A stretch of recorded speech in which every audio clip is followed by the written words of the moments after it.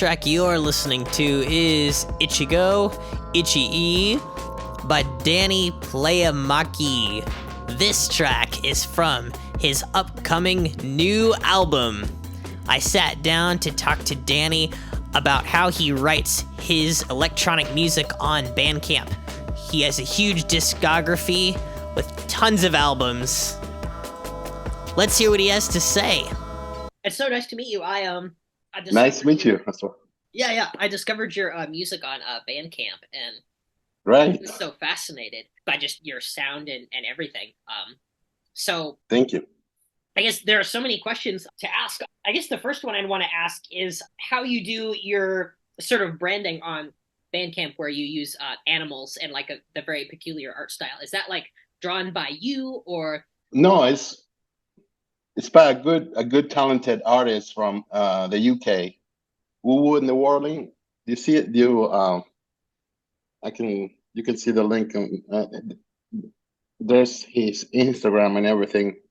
Yeah. He's an amazing artist. I met him, I think it was via SoundCloud, I believe. Yeah. And I always wanted to do like an alter ego, band. Yeah. Being me, starting with the Fox, which is Valentino Arco. That's the one.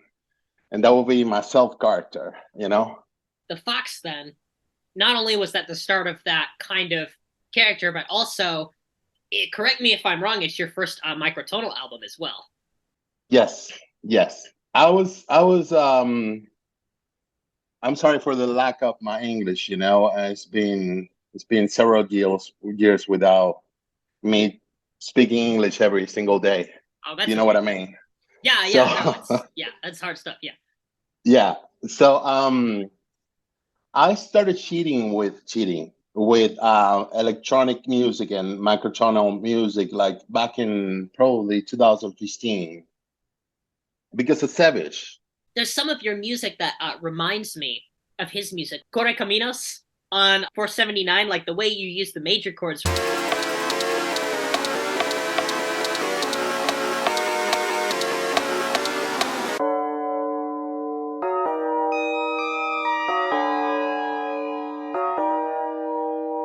Actually, I've been doing this music thing since forever. I'm 51, so that's why.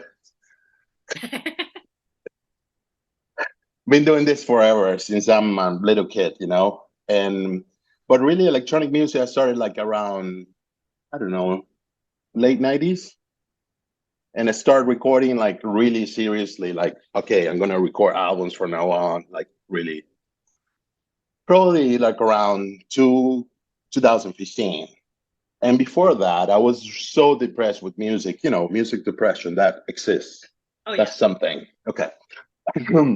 So I was so depressed with music. I did not make a single tune, for a whole year.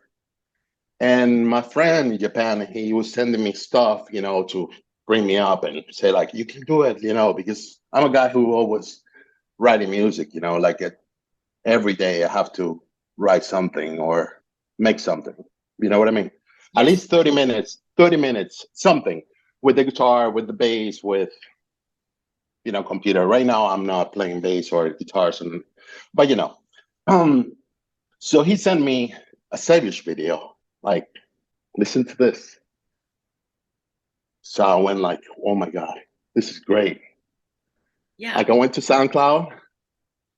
I opened a SoundCloud account from scratch just to write him a message and saying like, hey, thank you for inspiring me of me being back in music, so it was awesome.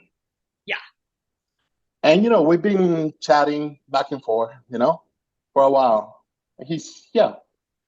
That's one of my influence in electronic music also, of course, Aphex Twin, and I don't know if you know Yasutaka Nakata from Japan. Yes. Yeah. Like that makes sense. Yeah. Yeah, he's one of my idols, and I think there's a song called Macaroni from the album Game from 2008. At the end, there's, I don't know if you can listen to this on later.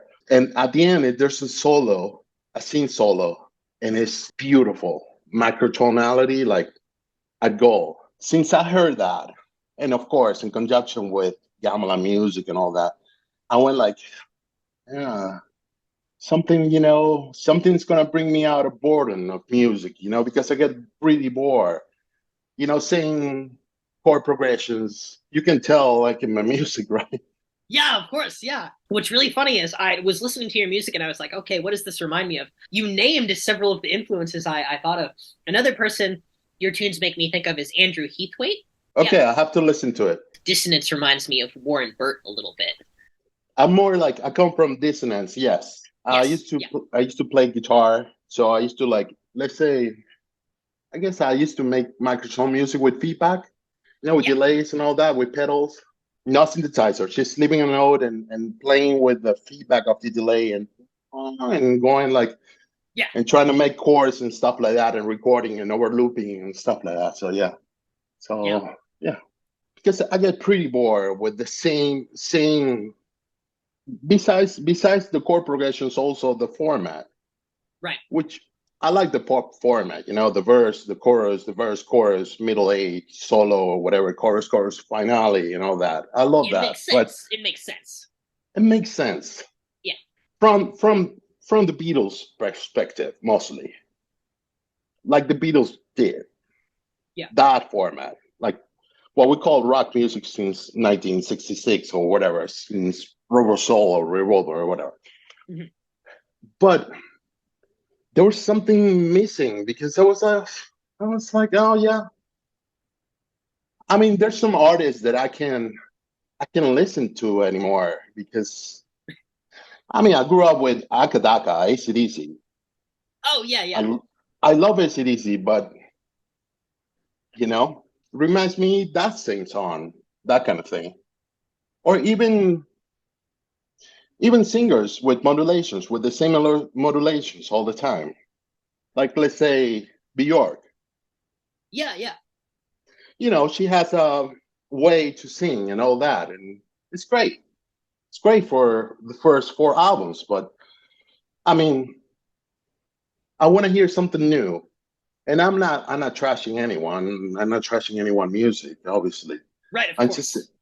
I'm just saying, from my point of view, or my listening takes or whatever. But yeah, like the naming, right? The naming of the songs. I usually, because this laptop right now that I'm using is my whole studio instrument and everything. Since I'm using the typing keyword to make the notes, also my naming is like, go like, write whatever. So I start like, when I'm starting an album, I have like 5, 7, 8, 10 songs with FF or whatever, RTT 2, 3, 4, whatever.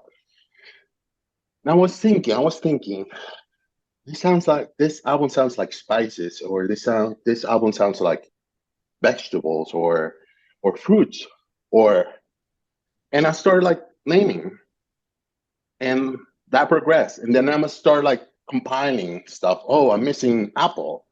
Oh, I'm missing lemon. How about this? And how, you know what I mean? So I like to start like thinking like how, I mean, a predictable way to like name a song Lemon, it will be an acid track with a 303 and right? Yeah. And I go like, what will be the real sentiment from a Lemon perspective? It feels like a lemon, and everybody is like thinking something about him or her, relating to acid music or whatever. And I go like, no, it's a ballad. It's like a, I don't know, 70s horror film ballad, etc. You're writing for the idea of the album and kind of tying it together. And I don't know if you would call it a concept album. It might not. Would you call these concept albums, or do you think they're more like More like something else. Might be influenced by also the album cover. Yeah. Because when I have like 3, 4, 5 songs, I will write an email to Alexander in the UK and say like, oh, what about this, and this? And he goes like, yeah, this and this and this, and he will send me like a sketch or or almost finished artwork, and I'll be like, oh yes, let's go with this. And then a couple of days later, he sent me the final, whatever, and then that will be my desktop. So yes, it's a concept album. I grew up in the 70s, also the progressive rock and jazz and Genesis and all that kind of stuff. So the phenomenon of getting tired of music in 12-tone equal temperament, I think it's hard to explain to people sometimes, because if we don't do it carefully, there's lots of others who think that we're just like trashing 12-tone equal temperament.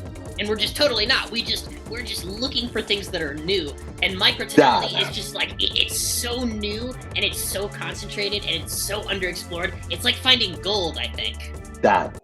And the new ways to make new chord progressions or new intervals or new ways to actually, one thing I like to do sometimes is like to use a system, right? And most likely, if when you start like doing electronic, especially electronic music with microtonality, you will do a keyword or synth in microtonal, like whatever, 31 or 17 or 9, whatever it is, right? And then you will match all your regular temper to that keyword, and it will sound microtonal, right? Yes. Because it sounds microtonal, but sometimes I go like, oh, but it's not real microtonal. It's like having the synth player, having, oh, look, now I'm like, and we all following you or whatever. So sometimes I go like, how about the synth player is, is playing 31, and then the keyboard player, whatever, I don't know, and 17, and then bass out of tune. And then it's like everybody's playing for real, like and then the drummer is out of tune with the kick is not right on pitch. That's something that you've been using in your music as well, different tuning systems at once. Yes. That's probably one of the things I like to do the most. I think the easiest way to get inspired, besides not getting too complicated with the systems and all that, and the inspirations around you, the closest they are, the better. So like I name a lot of my songs stuff from the kitchen because I like to cook. Yeah, of course. That's one of the many unique things about your music is you're using found sound and things around you that inspire you. And the music itself, I think also, if you try to analyze it from a technical perspective, it'd be really hard to unpack it all, but yet it's easy to understand like what it's trying to do. So it's very pleasant, but also very complicated. Strike a balance between those, I think. That's cool. Also, like a secret plan of conquering Google. Like if you Google, you Google whatever, like, paprika, whatever. Yeah, exactly. There's like a paprika in this or song in there. No, it just probably is out of boredom too and out of laziness. But I go like, okay, this is, it is a concept album. I'd love to talk a little bit about your use of some of the steps in various scales. Honestly, Steven, I don't even know, because most of these projects are lost or delete or like computer failing or whatever, so most of these projects, the original, like the actual projects, I do not have. Is that why some of the albums are in parts, like VA and VA2, VA3, VA4? No, that was more like the reason I started doing that was because right when you're like, okay, by March 20 whatever, I need to finish this album. So you're ready to upload the album, but you keep writing the album, you keep making music for the same album, and it's been released, yeah, it's like almost like a compulsion. It's you cannot stop. It's just like, okay, you have another 20 songs for the same album, but you already released it like a month ago. That is such an unrestrained approach. I respect it so much. I wish I That's could be like that. I used to share my music back in the day with the same people, with the same friends, the same family members, the same, and they get bored. They go like, it's the same thing, sounds the same thing, and they don't, they stop caring. You know what I mean? So I see. when you release an album, and you get like a comment or a review like yours in my latest one, like saying like, oh, this is la la la whatever. It's flattering. That same thing, the right at the moment that I read that, I get inspired to make another song. Depends of the feedback, and that can go the other way as well. Yeah. You can make a whole album that you like you spend like a year or making the album and you like nothing. What's so hard about this is if you write something in just a completely unrestrained way, like the people who are supposed to receive that and see it, they might not give credit where credit is due. And so you kind of, at least from my perspective, you kind of have to sort of pretend like things are a gimmick or find ways to get people interested so Mm, they don't keep saying it's the same thing. Another artist who we had on this podcast is someone who has like 5 different names that they post music mm. under, Alter egos. so that if they make an album under one of the titles, that's new for that person, and so there's more perceived newness even though the same thing is really happening. I wanted to do that, but then I said like, how about they are part of me? Like I have the alter egos, but it's the same person, but I'll call the albums like the alter ego. That's why. It's one of Yeah. the reasons why. The drummer is Rogelia or the bass player is Poto, and like that. The very act of releasing music can be a huge experiment in identity, just with like how computers work and getting things online and how you can separate that identity from what happens in real life and things like that. So it's It's a crazy. contribution too. It's like let's say release. It's a contribution to a study, to a music study, right? That we all, as a society, we all doing together. We're all Yeah. on this, together doing this. Yeah. So Absolutely. it's the eagerness more. It's not about getting that actual feedback. It's more like saying like I did my homework and like or like like when you're like doing a test and then you're like you're eager to like release that test because you're like Yeah. I got it. Exactly. Yeah. That kind of release, yeah. That feeling. Yeah. But at Um. the same time there's so much traffic, like Yeah. Yeah. everyone is like it's like and then you have the traffic from the old people, like from the re-releases, the deluxe editions, and the box set, and all that, and the big corporations and the small ones, and there's so much, there's music saturation right now, and it's because it's pretty easy to make music these days too, Yeah. It is. Yeah. For sure. and it's pretty easy to release it too. Yeah. I wonder if there'll ever become a point where I feel like microtonal music has the same quality. Like, Mm, most of the music you hear with this music saturation, there's like a 99.9% chance that if you're just browsing around, the music you hear is just going to be in 12 tone equal temperament, unless you're mm, specifically looking for music that isn't. So I wonder if mm. there'll ever be kind of like a day and age where like most music is pretty microtonal and that wouldn't actually apply anymore. Or if it would only tip the scale a certain amount, where like maybe only about 50% of the music you might randomly find would be 12 tone equal temperament and 50% would be in other tuning systems. Or maybe it'll just If completely dissolve. I don't know. I think so because right now we're like on the falling of autotune, right? There's so many in between nodes. So I want to say yes, microtonality is going to be something that especially with the AI help and all that, it's going to be something pretty normal for probably like in 20 years or so, like normal, like normal. People keep saying that. And I want to say that it's going to take just a lot of effort to make like the general public so interested in music that they get bored of normal chord progressions. I don't know what it is, but I feel like lots of people when they listen to music, they don't experience that exhaustion that we experience. there's a loop. They're back to the because remember in the 80s, Yeah. in the music in the 80s, everybody were like trying to like come out with something new, like for real, something new, like, and that goes in cycle. So I guess we're like in the era of bebop from the late 50s right now, like where everything sounds like similar, Yeah. so it's going to be a cycle. So it's going to be something new is going to come out, you know?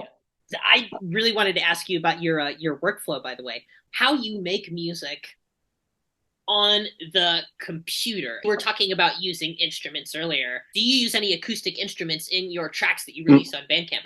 None anymore. Like I started with playing with bands since probably 85, 86. Yeah. And then I went to the whole, era of post-punk and, uh, punk and grunge and all that, through probably till 1987 or something. Yeah. And then I started like buying more electronics and getting more into looping guitars and all that. So by 2004, because the release of GarageBand, it was 2004, I think It so. might have been. I'm not sure actually. Yeah, I started like making electronic music purely. I said like, oh, this is great. I don't have to carry amplifiers, and I don't have to like, wait for everybody to show up to the rehearsal space or like pay for rehearsal space, drive to the rehearsal space. So I was like, bingo, I'm doing this by my own now. Yeah. So so yeah, I mean, there's a lot of you delete a lot of stuff. If you make music every day, you delete a lot of stuff. Why? Because you're pretty much doing the same thing over and over and over. You know, Yeah. let's say if you make electronic music based on making a loop of 4 bars or whatever it is, 3 bars, whatever it is, right? You're Yeah. gonna start with that, right? And then you're gonna probably develop the whole idea from those 4 bars. Well, those 4 bars can change every day. You can make a new 4 bars every single day till something, and this is great and bad because sometimes you delete, and when I'm saying delete is command all. I mean select Everything. all and delete. Yeah. Yeah. Delete cache everything, like nothing that you cannot go back. It's deleted. So then you start making something new, and then I don't know, like that was like about 3 p.m. or 5 p.m., 7 p.m., and then at midnight you start humming the stuff that you delete, and it's Ah, painful. It's painful. I see. And then you want to recreate it. No, you don't want to recreate it. You want to keep going, keep going. So you keep stumble upon new ideas and stumble upon new adventures or new experimentations to make music. You know, so that I do a lot, right? Yeah. Um, Usually, sometimes I start with a synth, sometimes start with the bass, sometimes start with drum beat or whatever. It doesn't matter. Yeah. I do a lot of Hmm. I do a lot of different different varispeed. That I Oh, do a really? lot. Yeah, I get bored as well at 440, of Right. course. Yeah. No surprises there. Yeah, yeah. So I go like a different ways, up and down. It can go, 20% down, 30% up. It can go like 40% down, which is pretty low. And then that will bring me a new idea. But yeah, I mean, usually it's, on Logic. That's what I use, Logic Pro. For synthesizers, then, do you use like Logic's built-in retuning function, or do you retune within the synthesizers themselves? And which I, synthesizers do you use? I haven't done that. I haven't done that yet. Retuning the whole Logic. I should because that will be like the whole band is microtonal, but I it will actually be don't know only how that one. works. I don't know if it's global or Okay, not. okay. I think it's global. I want to say right now what I'm being using is I don't do that. I use through a VST. I'm Yeah, usually I'm using Search XT right now, yeah, which is game changer. yeah, Does absolutely. that come from another sense that you know Yeah, that it's amazing. since they didn't have the features that Search, which is free, open source, has. So um, usually launch a scale or a tune file, or whatever, and then start playing. You know, Yeah, it's pretty. You know, it's pretty empiric. It's pretty. You know, nothing with no knowledge. You know, I like keep it like that because then the surprise factor is always there. I don't know where I'm going. It's like like driving without map or like browsing or there's not a destination. you have no. I mean, I usually pick the key or the tempo and I keep playing with that Yeah, till sounds okay. yeah, yeah.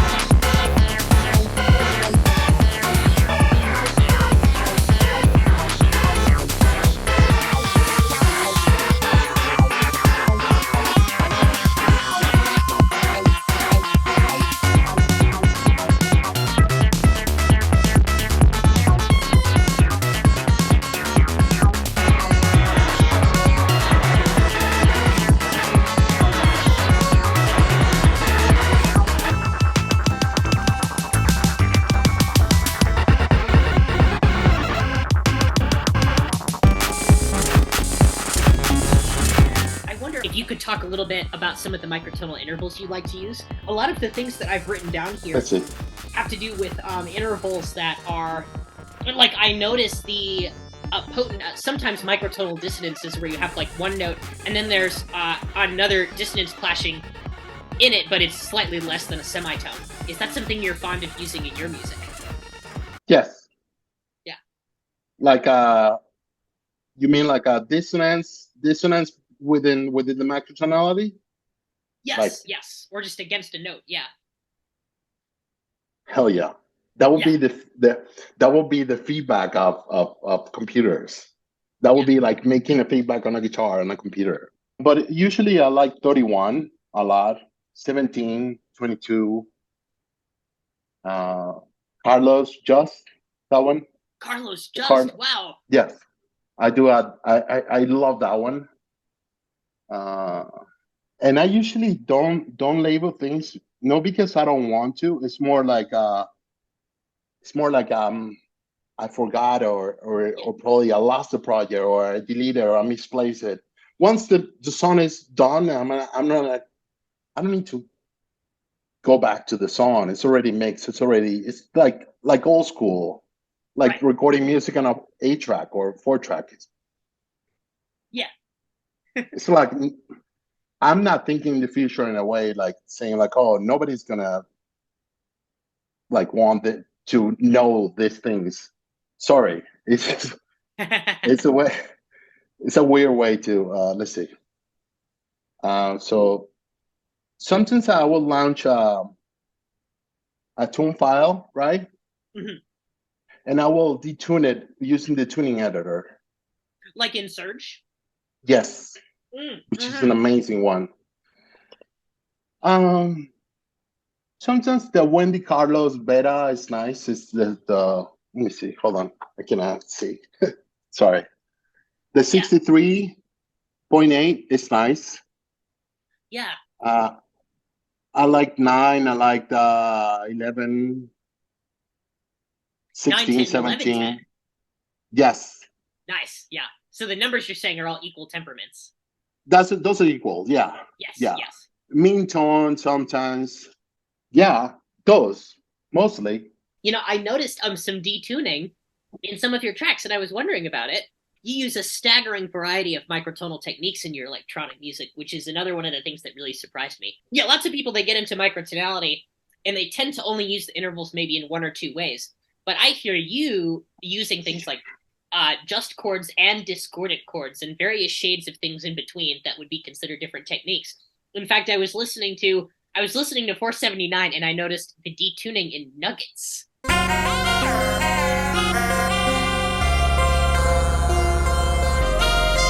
Um, Oh, and it was like I wonder if he's detuning a framework there because it sounded like how it was moving was that way. And then in the very next track, I think Truffles, I noticed that you had this really cool step that sounded like you had like a major second and then like a slightly larger major second, and it's so close to the first one that you wouldn't notice it if you weren't paying attention.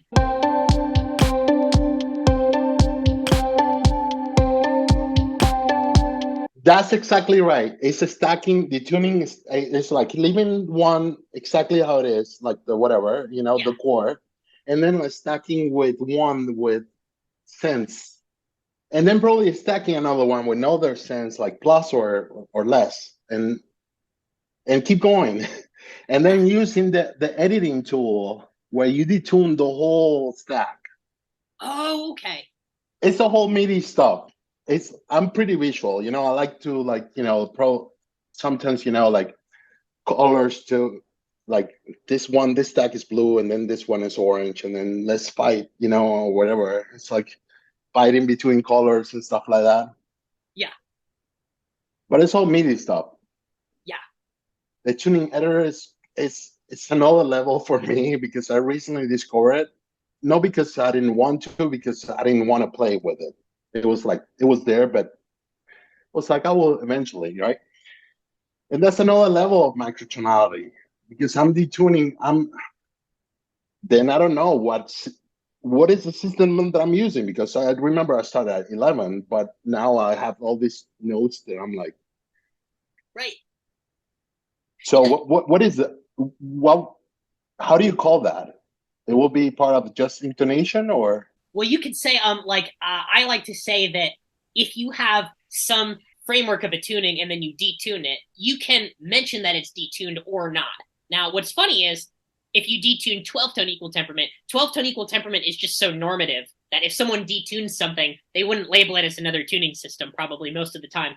But maybe as a microtonalist, you'd want to. I'm not sure. I don't see that label that often, but like if you were using 17 tet and let's say you detuned the third low enough that you got a just major third, but everything else was the same. If you were detuning it to target towards a certain goal that could be mentioned, you could say like 17 tet, but with a just 5/4. If you were just detuning it and you had no particular goal in mind, you could just say like 17 tet detuned. but you detuning every single note of the chord. Let's say you have a chord and you Yeah. detuning every single note.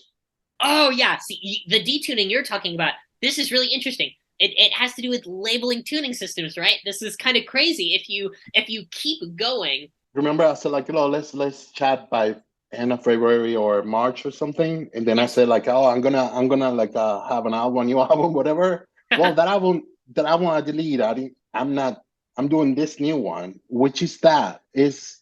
Have you seen the XT, the tuning editor on the XT? I have Surge on my computer, and I've played with a Okay, tuning editor that I think the Surge people sent me, but I don't know if they're actually connected. But I haven't played with the tuning editor itself in Surge. I know I've used Surge for like 4 songs, okay. but I haven't played with it a bunch. I mostly use Absinthe from Native Instruments. What's your favorite systems? What are your favorite ones? Oh, I just You love know, I just love equal temperament. It's really great how you're pushing the envelope with all the things you're doing systemically. that's pretty flattering. It's like in 12 tone equal temperament, you can make some notes have variation and detuning, and you can employ strategies upon it that wouldn't necessarily represent 12 tone equal temperament sound that accurately. But there's hesitancy to do it with other microtonal tuning systems because people want to impress the sound of that tuning system upon the ear and not treat it in the same way as 12-tone equal temperament. So I think it's cool when we treat xenharmonic systems like we treat 12-tone equal temperament. And it's also cool when you do things to the system that cause labels to become difficult. Because the easiest thing you can do is to simply write in a system without detuning any of the notes and perhaps use a small subset or scale of it. I'm detuning my systems and it's a whole mess. But you know, at the end of the day, Steven, I just want to make the song. Yeah. You know what I mean? Yeah, and of course. There's a feeling that I'm looking for. It's also the feeling. It's some feeling that I'm chasing. It reminds me of something or makes me feel in a certain way. It can be pleasant or uneasy, or it can be in between. I'd love to cover one of your songs without knowing what the tuning system is, because I think that would be really interesting. That would be amazing. You know, I dream about that. I was like, wow. I'm wondering, you know, how big I have to get so Steven can make a cover of one of my songs. I want to. It's on the list. There's too many covers to do. But you're definitely on the list. What I meant getting big is more like more ears. Yeah. It's making your speaker louder. That's it. It's not about fame or money and all that. We do this because we are eager to share. It's like a collaboration. It's like, oh, look. Yeah. I'm bringing something to the pot. That's about it. That is something that I feel so strongly about this community. Now that I've found, and you found, enough people that listen to our music that we can feel appreciated, it's so much better than being incredibly famous and having that silly little number just climb up really high. Everyone who's invested in our music, they're actually listening, and that's exciting. Questlove says, you know, some of you treat music as a Instagram filter. That made me think for a while. Yeah. And he mentioned Jay Dilla and all that. And you know, I'm so into the tonal stuff, right? Yes. But I'm also into the rhythm too. How do you use micro rhythms in your albums? I notice the microtonality, it impresses upon me. And the micro rhythms, I have noticed them in some songs, but it seems like it's a lot more subtle. So I wonder what your approach is when you sit down to write. And I'm sure this could have many answers, but I just am very curious as to what you have to say. It's like literally grabbing the beat and not using the commas. It's by commas. It's everything by commas. And off grid, on grid, off grid, on grid. I see. It's like Jay Dilla used to do it like with a flow with the MPC. Yeah. I do it more like you know those claps in the 70s in disco music? Yes. Like that, right? Yeah. But if you feel in the 70s in the disco music, the clapping, it will be always like that, a little bit behind, because it's the groove, it's the swing, right? I see, yeah. In my case, it's not. It's in the groove. It's not in the groove. Oh, it's quantified. No, it's what? So it's already, you know, boring to go through a whole electronic loop. I see. Yeah, so you've got the so what you're doing is you're changing how on and off grid the backbeat is. Yes. Throughout the song. Yes. On the latest one, the 479, the second one, I'm doing it. Yeah, way more.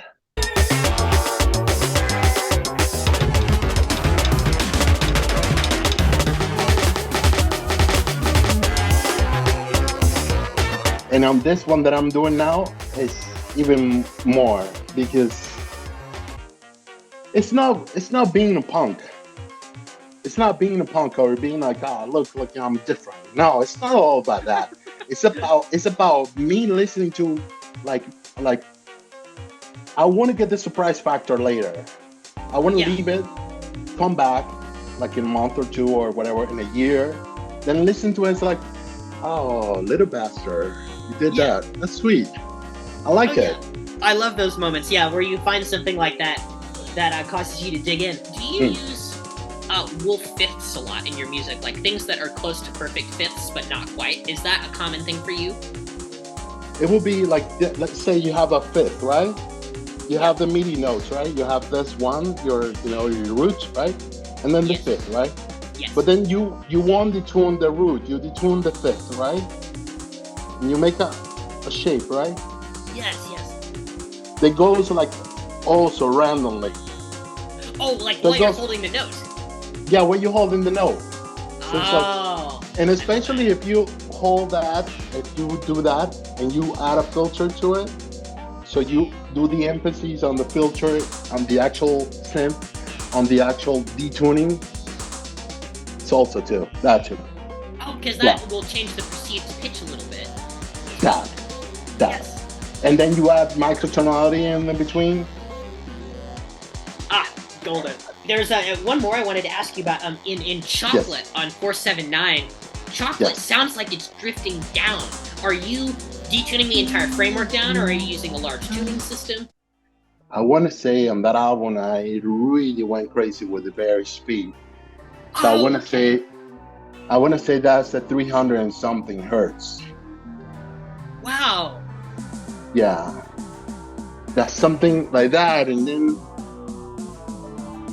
and then tuning everything up 2 octaves up, so it sounds like the regular hertz or 440, but then like transposing or whatever. So that's incredible. Because if you think of chocolate, right? That's what I'm trying to say. Like, you think of chocolate. What is your emotions when you're like eating chocolate, and how's your digestion with chocolate too? Like, if it's going like slow, right? Yeah. It's a perspective of the chocolate. No, you as a. It's a chocolate perspective. How he's gonna come? He's gonna come to you and it's gonna devour you. More like that. Horrifying. Yes. Yeah. I love that. We'll love to do more of those. I have an album called Xenharmonic Chocolate. My family Christmas album. My idea is that like black wood is like dark chocolate and white wood is like white chocolate. You get Xenharmonic Chocolate. The version of Silver Bells I sing is so like salty. Like, it's just like sea salt. So it's just like that white chocolate that has lots of salt in it, where like it still tastes good, but it's getting on the borderline of like what counts as chocolatey because of the presence of the salt. City street lights, evening stoplights, break up bright red and green as the shoppers rush home with the treasures. Hear the snow crunch, see the kids bunch.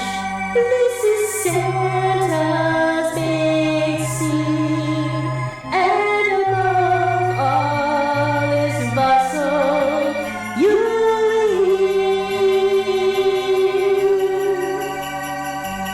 When you are looking at the mix, when you're making music, do you mix microtonal sounding notes lower, so that, you can still get like the quality of a microtonal chord without it sounding too overbearing to the listener, or do you mix those like more highly? Do you treat microtonal intervals in a special way in the mix? I mean, if you have like let's say, like a really high note on microtonal chord on red on a 127 level, it will scream. It will like have huge peaks on your EQ and all that. So depends of the tone. I will like go like really low, like. So it's more like a MIDI channel, MIDI volume, more than actual audio. Yeah. So it's more like like going like 80 or 70 or 60, depends, So. Yeah. So yes, I sometimes I mean, and I'm always. That's one of the other things. Like I mean, there's rhythms, there's music, microtonality.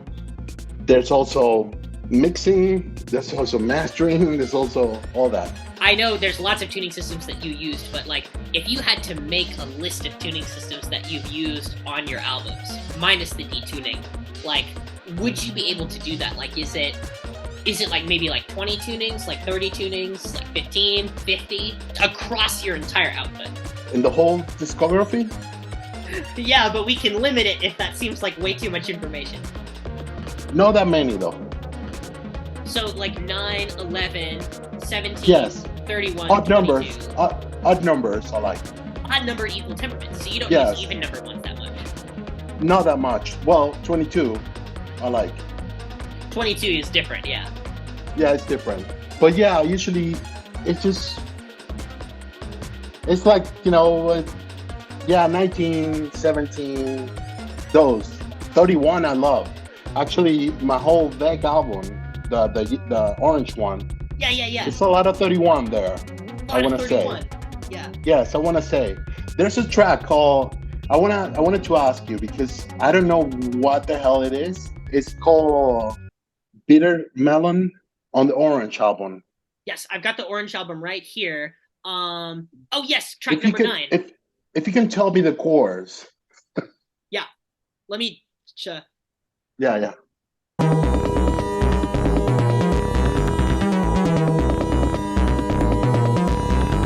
What is that? There's like that's so cool. Okay, because it sounds like it has an E major tonality thing. You have perfect pitch, right? Steven, you have perfect pitch. Yes, I do. It's so that top note that is the tonic, and then it goes down. I feel like it's going like it has a note, and then it goes like down to a flat leading tone, and then like another flat note, and then something that's neutral down, and then like back up. I can't find that project. That's why I'm asking you. I don't know what it is. Oh my god. Okay, I got. So that sounds like E, G sharp minor. Da, da, da, da, da, da, da. Or maybe it might be going like E, G sharp minor, and then E, and then like the top note goes down from E to D to E. And at the end, there's it goes like a little bit. I don't know what. Can't remember. But I wanted to ask you that. Oh yeah. At the end, goes like different, right? Yes. Okay.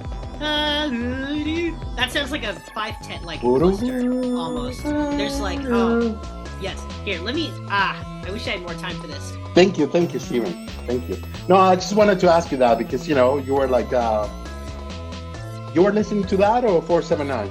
479, yeah. Yeah, I've been listening. Oh, well, I listened to Veg when it came out as well, and really enjoyed it. I remember it less than 479, but yeah, I am really happy to listen to that again. That's very. Maybe I should cover that one. Oh, okay.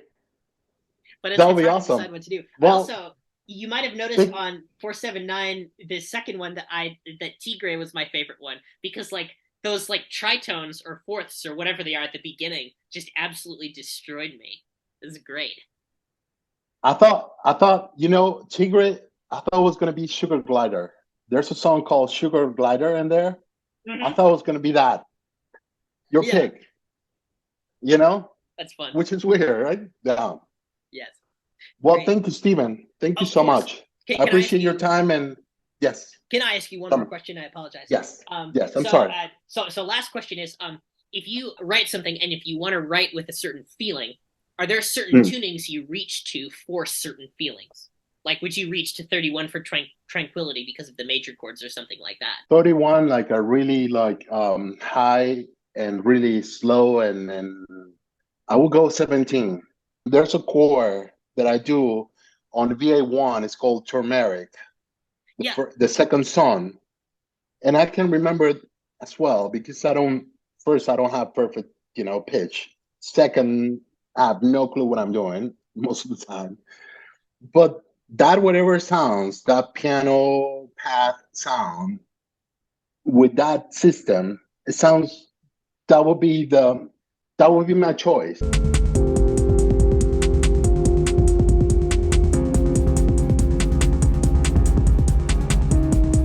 Is that in 17? It doesn't seem like it could be. I don't know. No clue, Steven. I have to dig some hard drives and see if I can find the tuning, but that would be my tranquility choice. Or Little Fox from 479.